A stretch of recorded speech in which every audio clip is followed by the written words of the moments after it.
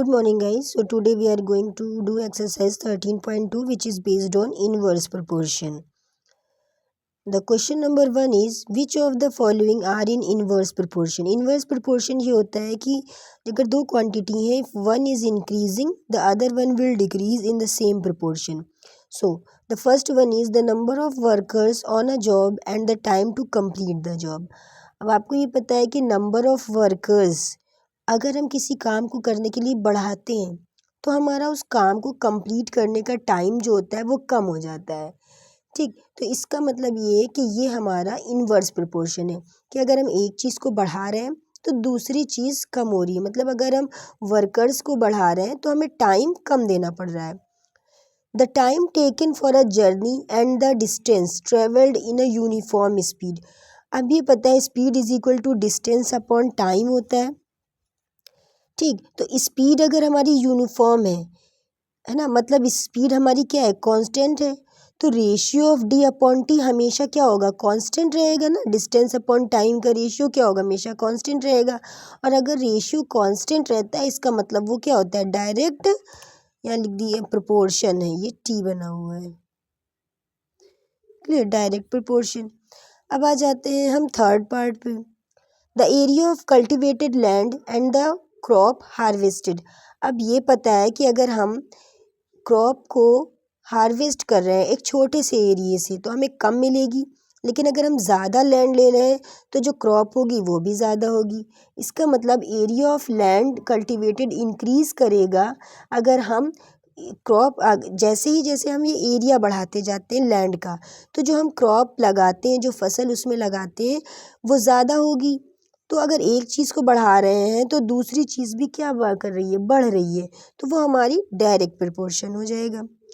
फिर fourth one, the time taken for a fixed journey and the speed of the vehicle. अभी हमने बताया था कि स्पीड अगर व्हीकल है तो speed is equal to distance upon time होता है। ठीक, तो अगर हम डिस्टेंस को फिक्स्ड कर देंगे तो अब देखिए, जैसे speed is equal to distance upon time होता है, डिस्टेंस अगर फिक्स्ड है, कांस्टेंट है, तो इधर मल्टीप्लाई हो जाएगा, स्पीड इनटू टाइम क्या हो जाएगा, कांस्टेंट। तो अगर टू क्वांटिटीज़ का प्रोडक्ट कांस्टेंट है तो वो इन्वर्स में होगा। जैसे हमने पहले थर्ड वाले में किया था, सेकंड वाले में किया था कि रेशियो कांस्टेंट आ रहा था तो वो डायरेक्ट प्रोपोर्शन था। यहाँ पे क्या हो रहा है, मल्टीप्लिकेशन कांस्टेंट आ रहा है। क्यों आ रहा है, क्योंकि यहाँ पे डिस्टेंस को फिक्स्ड कर दिया गया है, तो ये इन्वर्स होगा। फिर लिखा है the population of a country and the area of land पर पर्सन। हमें ये पता है कि अगर हम पॉपुलेशन इंक्रीज़ करते हैं, जो लैंड यूज़ हो रही है उस पर्टिकुलर पॉपुलेशन के द्वारा वो डिक्रीज़ होगी। इसका मतलब ये एक इन्वर्स प्रोपोर्शन है। तो इसमें first, fourth and fifth are in inverse proportion. ठीक, now the second question is in a television game show the prize money of rupees 1 lakh is to be divided equally among the winners. We have to complete this table and it is written that कि पहले में check करना है directly है या inversely proportion है। तो x1 into y1 is equal to x2 into y2। अब हमने यहाँ पे लिख लिया है कि नंबर ऑफ विनर्स और प्राइजेज, तो 1 है तो 1 लाख, 2 विनर्स हैं तो दोनों को 50,000 ईच मिला है, 4 हैं तो 25,000 मिला है। तो हमें कैलकुलेट करना है 5 पे कितना होगा, 8 पे कितना होगा, 10 पे कितना होगा और 20 पे। तो सबसे पहले हम ये चेक करेंगे whether these two are in inverse proportion और नॉट। तो for inverse preparation x1 y1 is equal to x2 y2 होता है। So this is x1, this is y1, this is x2, this is y2।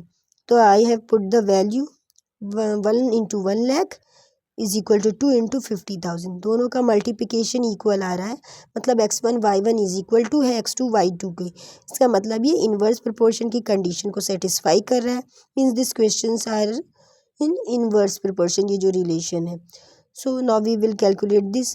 तो same formula लिखा है, money given to an individual winner is inversely proportional. ठीक, x1 y1 is equal to x2 y2। अगर हम इसमें कर रहे हैं तो हम इसके लिए y2 ले आ रहे हैं, तो 1 into 1 lakh is equal to, अच्छा पहले 4 के लिए लाएंगे, 4 इंटू y2, तो 1 लाख को हम 4 से डिवाइड कर देंगे तो यू विल गेट 25,000।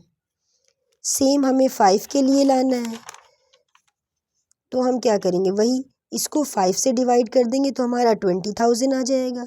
सेम हमें 8 के लिए लाना है, तो हम 1 लाख को 8 से डिवाइड करेंगे तो हमारा ये आ जाएगी वैल्यू। फिर हमारी अगर इससे आएगी तो हम 10 से डिवाइड कर देंगे तो 10,000 आ गई। 20 से डिवाइड करेंगे तो 5,000। मतलब हमारी जो टेबल है वो यहाँ कंप्लीट हो जाती है। ठीक, क्योंकि हमें 20 तक ही लाना था, तो हम 20 तक, आई होप आप लोग निकाल लेंगे 20 का, या मैंने भी निकाल दिया है। यहाँ पे जैसे 20 है तो 20 से डिवाइड करेंगे तो 5,000 आ जाएगा। 10 से डिवाइड किया तो 10,000 आ गया। ठीक, 8 से डिवाइड किया था तो 12,500 आ गया था। Same. Now question number 3। Rahman is making a wheel using spokes. ये स्पोक्स जो होती हैं तीलियाँ होती हैं जो हमारे साइकिल की टायर में लगी रहती हैं। He wants to fix equal spokes in such a way that the angles between any pair of consecutive spokes are equal। मतलब ये जो स्पोक्स है इनके बीच में जो ये दोनों कंजिक्यूटिव मतलब एक के बाद एक आने वाली जो स्पोक्स है इनके बीच के जो एंगल बन रहा है वो इक्वल रहे। तो अब इन्होंने क्या यूज़ किया, नंबर ऑफ स्पोक्स और angle between a pair of consecutive spokes. इन्होंने 4 स्पोक्स यूज़ किए हैं तो एंगल क्या बन रहा है 90 डिग्री। अगर इन्होंने 6 किए तो एंगल 60 बन रहा है। तो पहले तो हम ये चेक करेंगे कि ये इन्वर्स प्रोपोर्शन में है या नहीं।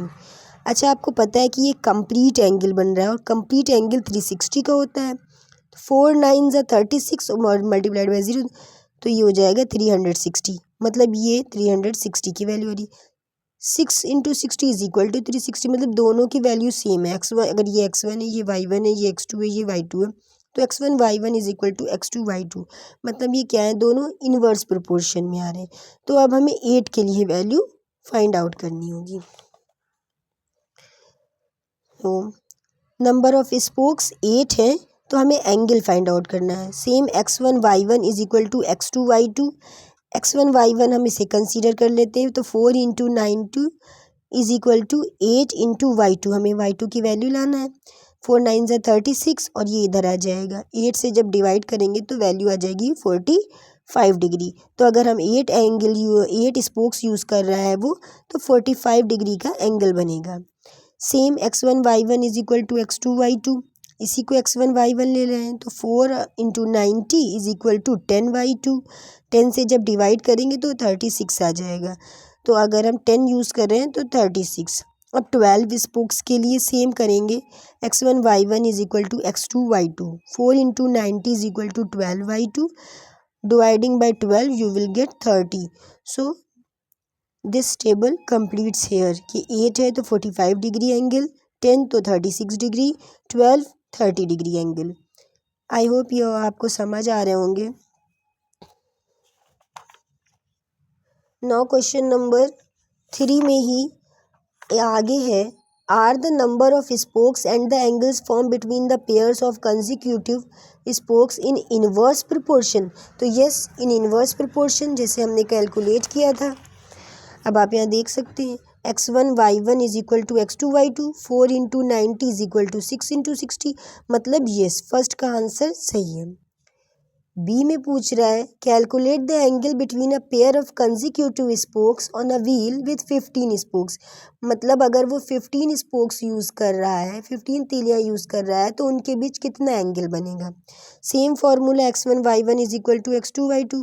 तो हमने x1 y1 टेबल से लिया 4 × 90 और यहाँ पे बताया है कि 15 स्पोक्स यूज़ कर रहा है, तो यहाँ में y2 एंगल मान लिया है, वो कंसीडर करना है। डिवाइड कर देंगे, 15 6 ज़ा 90, 4 × 6 24 डिग्री। मतलब अगर हम 15 स्पोक्स यूज़ कर रहे हैं तो 24 डिग्री का एंगल बनेगा। सेम लिखा है कि हमें नंबर ऑफ स्पोक्स बताने हैं जब एंगल 40 डिग्री बन रहा है। Same formula x1 y1 is equal to x2 y2। 4 × 90 is equal to x2 × 40। ये हमने टेबल से लिया। डिवाइड करेंगे तो 4 से 4 10 ज़ा 40 और 0 0 कैंसिल आउट हो गया है। तो x2 is equal to 9 degree 9। मतलब अगर हम 40 डिग्री का एंगल रख रहे हैं तो हमें 9 स्पोक्स की ज़रूरत पड़ेगी। So in this way question number 3 is completed. I hope आपको समझ में आया हो। वीडियो लंबी ना हो इसलिए हम क्वेश्चन नंबर 3 तक ही रख रहे हैं। Next we will do in the next video. If you like this video, kindly share and subscribe. Thank you. Have a nice day.